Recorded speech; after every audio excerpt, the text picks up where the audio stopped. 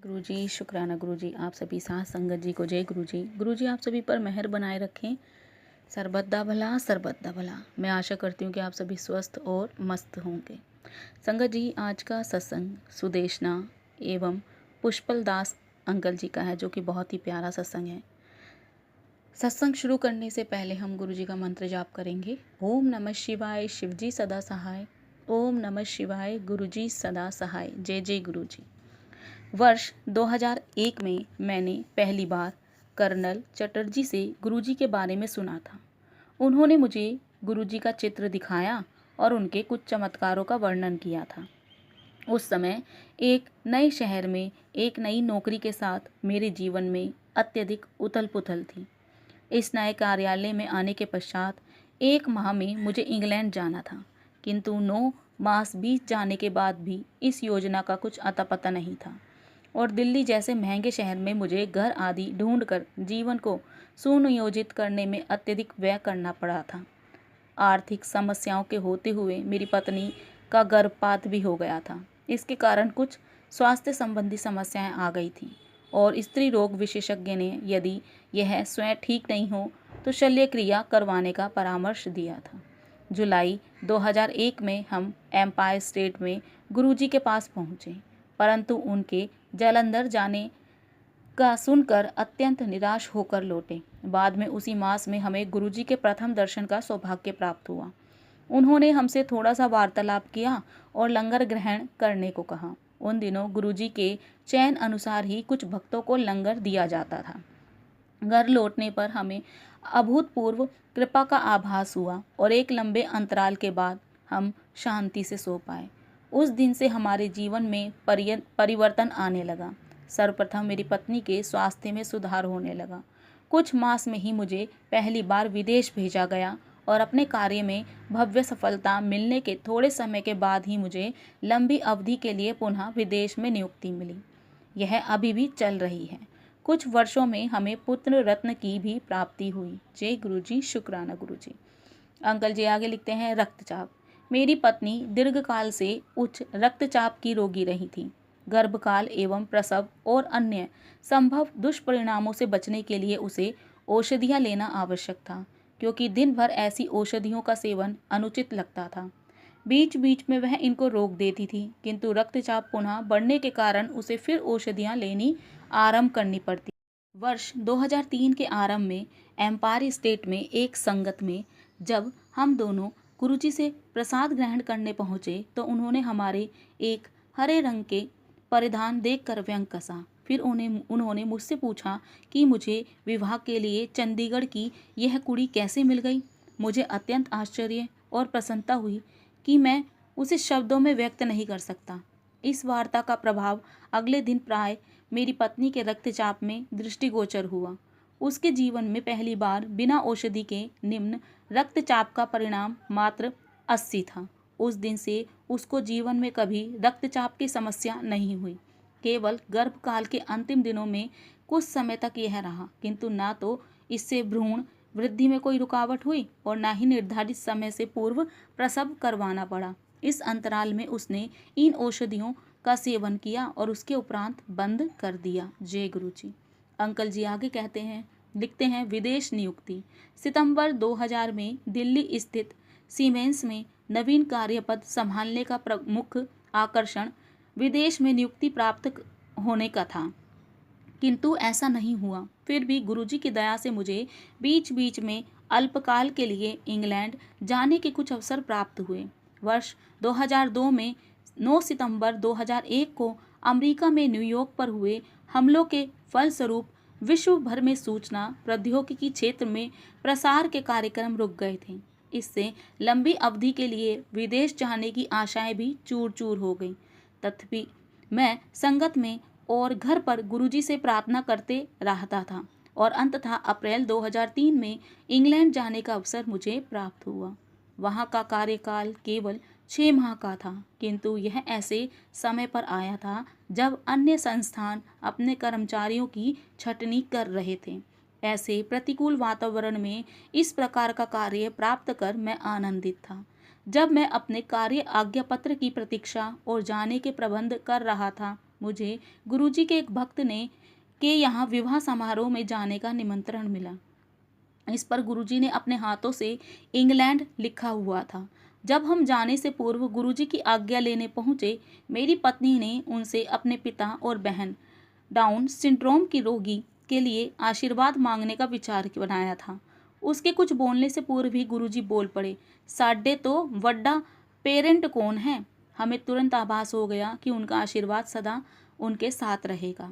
कार्यस्थल मैनचेस्टर के निकट ब्लैकपूल पहुंचने पर मुझे बताया गया कि अवधि घटकर 4 मास भी हो सकती है, लेकिन गुरुजी की दया से मेरा कार्यकाल नहीं घटा और उसकी समाप्ति पर मुझे वहीं पर एक अन्य परियोजना का कार्य सौंपा गया। यह कार्य 10 माह से अधिक चला।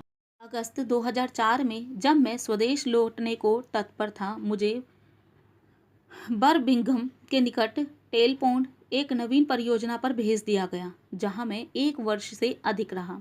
कार्य की मध्यावधि में मुझे नॉटिंघम स्थानांतरित कर दिया गया, जहां कार्यकाल समाप्त होने के साथ ही हमारे पुत्र का जन्म हुआ। सितंबर 2005 में जब हम वापस भारत आने के प्रबंध कर रहे थे, मुझे लंदन स्थित प्रसिद्ध BBC कंपनी में कार्य करने के लिए स्थानांतरित कर दिया गया।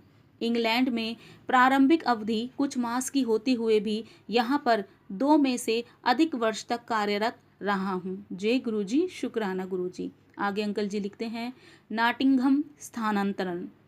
जब मेरी पत्नी ने गर्भ धारण किया, मैं इंग्लैंड के श्रोपाशायर क्षेत्र में टेलीफोन नाम के एक छोटे शहर में नियुक्त था। रहने के लिए अच्छा शांत स्थान होते हुए यहाँ पर चिकित्सा, विशेषकर गर्भ संबंधी सेवाओं का प्राय अभाव था। स्थानीय चिकित्सालय में प्रसविक केंद्र दवाइयाँ चलाती थी और कोई विशेषज्ञ सेवाएं उपलब्ध नहीं थी। गंभीर रोगियों को 16 मील दूर श्री यूसबरी स्थित बड़े चिकित्सालय में भेजा जाता था, जहां पहुंचने में आधे घंटे का समय लगता था। टैक्सी का व्यय भी कोई कम नहीं था। मेरी पत्नी के उच्च रक्तचाप के कारण यह निश्चित था कि अंततः उसे श्री यूसबरी चिकित्सालय भेजा जाएगा। यद्यपि इंग्लैंड की नेशनल हेल्थ सर्विस की सेवाएं उच्च स्तर की हैं, किसी को आकस्मिक परिस्थिति में या गर्भावस्था या फिर प्रसव काल की अवधि में इतनी यात्रा करने के विचार से हम चिंतित हो गए थे। चिकित्सालय के नियमों के अनुसार पत्नी के प्रसव की अवधि में पति रात भर चिकित्सालय में नहीं रह सकते थे और उस अंतराल में मेरी चिकित्सालय के पास रहने की हार्दिक अभिलाषा थी, जो यहाँ रहते हुए संभव नहीं लग रहा था। यदि उसे वहाँ पर छोड़कर मुझे वापस आना पड़े तो सदा की भांति हमने इन प्रश्नों का समाधान गुरुजी पर छोड़ दिया। एक रात को मेरी पत्नी को गुरुजी ने स्वप्न में बताया कि सब ठीक हो जाएगा। कुछ ही दिनों में सूचना आई कि टेलीफोन स्थित इकाई को बंद कर समस्त कर्मचारियों को नॉटिंघम स्थानांतरित कर दिया गया है। नॉटिंघम एक बड़ा नगर है जहां उच्च स्तर की प्राय सभी सुविधाएं उपलब्ध हैं। अंततः हमारे पुत्र का जन्म प्रसव सेवाओं के लिए इंग्लैंड के एक सर्वोत्तम संस्थान क्वीन मेडिकल चिकित्सालय में हुआ। जय गुरुजी, शुक्राना गुरुजी। अंकल जी आगे लिखते हैं, नॉटिंघम में घर। चिकित्सा सुविधाओं के दृष्टिकोण से नॉटिंघम आना शुभ समाचार होते हुए कार्य अधिक था और हम नॉटिंघम रेल द्वारा 2-3 घंटे पर ढूंढने नहीं जा सकते थे। अतः जिस संस्थान के लिए हम कार्यरत थे उसी को घर खोजने का कार्य सुपुर्द कर दिया गया था। मैंने अपने प्रबंधक से अपनी पत्नी की स्वास्थ्य संबंधित समस्याओं और उसकी गर्भावस्था का उल्लेख किया था। उसके साथ उसे किसी दूरस्थ स्थान पर अकेले रहने की संभावना थी, किंतु इन सब को अपवाद नहीं माना गया। अगले कुछ दिनों में कुछ घर देखे गए और मुझे उनसे संबंधित विवरण इंटरनेट के पते भेजे गए, किंतु वह सब स्थान अनुचित होने के साथ मैंने उन सबको ठुकरा दिया। यह सब आरंभ होने से पूर्व मैंने इंटरनेट पर क्वीन मेडिकल चिकित्सालय, जहां मेरी पत्नी को गर्भावस्था में भेजे जाने की संभावना थी, के निकट एक अच्छा सा लगता हुआ मकान देखा था। वह मुझे उस क्षेत्र की थोड़ी सी भी जानकारी नहीं थी, तथापि उसके चित्र और अन्य सूचनाएं अच्छी लग रही थी। उनके आधार पर वहां पर जाकर रहना जुआ खेलने के समान होगा। कोई अन्य विकल्प न होते हुए एकमात्र यही उचित उपाय लग रहा था। अतः मैंने इस संस्थान को बताए बिना और कोई आर्थिक मूल्यांकन करवाए बिना उस घर को लेने का निश्चय कर लिया। यह मेरे परियोजना प्रबंधन के निर्णय की अवज्ञा करने के समान था, किंतु गुरुजी का आश्रय लेकर हम अपने अंतर्ज्ञान पर निर्भर रहे। इंग्लैंड में रहते हुए यह घर सबसे अच्छा रहा है। उसमें सब संसाधन सुचारू और अत्यंत अच्छी अवस्था में थे। क्वीन मेडिकल चिकित्सालय से यह केवल 10 मिनट पैदल और कार से 3 मिनट की दूरी पर था। 10 कर्मचारियों के हमारे दल में अन्य सब सदस्यों को उन सब घरों में जो उनके लिए देखे गए थे गंभीर समस्याओं का सामना करना पड़ा। जी गुरुजी, शुक्राना गुरुजी। अंकल जी आगे लिखते हैं, भ्रूण हृदय गति। गर्भावस्था में नियमानुसार परीक्षण करवाने के एक अवसर पर क्वीन मेडिकल चिकित्सालय के गर्भ आंकलन केंद्र में भ्रूण की हृदय गति नापने के यंत्र पर मेरी पत्नी को लिटाया गया था। सामान्यतः यह गति 140 से 170 रहती थी, किंतु उस दिन यह 200 निकली और फिर अचानक भ्रूण ने कुछ हरकत की और वह 220 तक पहुंच गई और उसी स्तर पर ही रही। उस समय तक उपस्थित परिचारिका 200 की गति देखकर कह रही थी कि उच्च होते हुए असामान्य नहीं है। इतनी गति अधिक देखकर वह तुरंत अपनी वरिष्ठ चिकित्सक के पास भागी, इस बहस से कि भ्रूण पर कोई दबाव पड़ रहा होगा। मैंने गुरुजी द्वारा दिया हुआ उनका चित्र अपनी पत्नी के पेट पर रख दिया और मन ही मन मृत्युंजय मंत्र का पाठ किया। कुछ ही देर में हृदय गति नीचे चली गई और फिर उसी स्तर पर रही। परिचारिका को अपने वरिष्ठ चिकित्सक के साथ आने तक स्थिति सामान्य हो चुकी थी। जय गुरुजी, शुक्राना गुरुजी। अंकल जी आगे लिखते हैं, प्रसव और अन्य गंभीर समस्याएं। वर्ष 2005 में गुरुजी की कृपा से हमें पुत्र प्राप्ति हुई। मेरी पत्नी का प्रसव काल अत्यंत लंबा और अथक वेदना से पूर्ण रहा था। औषधियां लेते हुए भी एक अवसर पर उसके रक्तचाप का निम्न स्तर 132 तक चला गया था और वह अर्धचेतनावस्था में चली गई थी। चिकित्सक उस पर आकस्मिक शल्य क्रिया करने का विचार कर रहे थे।